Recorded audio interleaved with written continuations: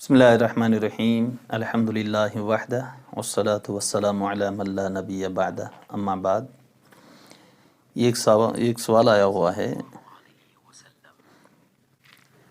جادو کی حقیقت کیا ہے اور کیا اس کا اثر ہوتا ہے؟ اسی سوال کے ساتھ ہے، اور اس جادو کا کیا حکم ہے؟ اور آگے سوال میں لکھتے ہیں، کیا یہ بات سچ ہے کہ رسول اللہ صلی اللہ علیہ وسلم پر بھی جادو کیا گیا تھا؟ اور کیا اس پر قرآن و حدیث میں وعیدیں بھی آئی ہوئی ہیں؟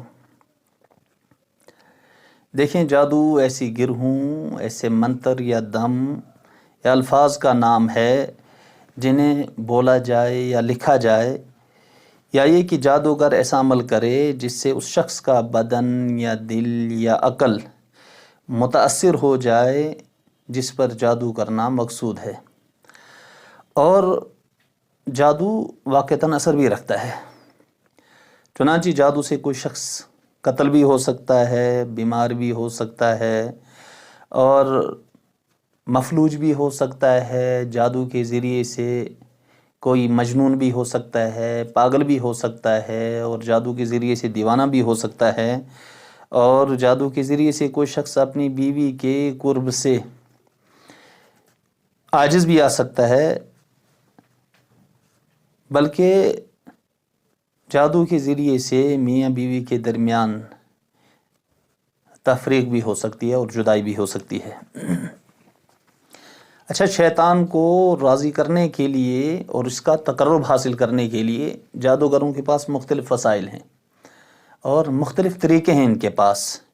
بعض جادوگر اپنے مقصد کو حاصل کرنے کے لیے قرآن مجید کو اپنے پاؤں سے باندھ کر کے بیت الخلاء میں چلے جاتے ہیں، اور بعض جادوگر قرآن مجید کی آیات کو گندگی سے لکھتے ہیں۔ اسی طرح سے بعض انہیں حیض کے خون سے لکھتے ہیں۔ کچھ جادوگر قرآنی آیات کو اپنے پاؤں کے نچلے حصے پر لکھتے ہیں۔ کچھ جادوگر سورہ فاتحہ کو الٹا کر کے لکھتے ہیں، اور کچھ جادوگر ہمیشہ ناپاک رہتے ہیں، غلیظ رہتے ہیں، گندے رہتے ہیں، بلکہ کچھ جنابت کی حالت میں ہر وقت رہتے ہیں۔ کچھ جادوگر اس عمل کے دوران سورج کو سجدہ کرتے ہیں، اور شیطان کے لیے جانور کو انہیں ذبح کرنا پڑتا ہے، وہ بھی اللہ کا نام لیے بغیر۔ اور کچھ جادوگر ایسے الفاظ کا استعمال کرتے ہیں اس جادو کرنے کے بارے میں کہ جو بالکل کفری الفاظ ہوتے ہیں، کہ جن کو ادا کرتے ہی آدمی ایمان سے نکل جاتا ہے اور کفر کے اندر داخل ہو جاتا ہے۔ اسی لیے اہل سنت والجماعت کا مذہب یہ ہے کہ سحر کی، جادو کی تاثیر حق ہے، لیکن سحر کرنا یہ ناجائز اور حرام ہے۔ احادیث میں سحر کرنے کی بڑی سخت ممانعت اور وعید آئی ہے، اور قرآن کریم میں مختلف مواقع پر اللہ تعالیٰ نے سحر کا تذکرہ فرمایا ہے، بلکہ خود رسول اللہ صلی اللہ علیہ وسلم پر بھی جادو کیا گیا، اور آپ صلی اللہ علیہ وسلم کے دنیاوی معاملات پر اس کا اثر بھی ہوا ہے۔ اور جادو کا یہ واقعہ سن 7 ہجری میں جب آپ صلی اللہ علیہ وسلم صلح حدیبیہ سے واپس تشریف لا رہے تھے، اس موقع پر پیش آیا تھا۔ ام المومنین حضرت عائشہ صدیقہ رضی اللہ تعالی عنہا پر بھی جادو کرنے کی ایک روایت ملتی ہے کہ ان پر بھی جادو کیا گیا تھا۔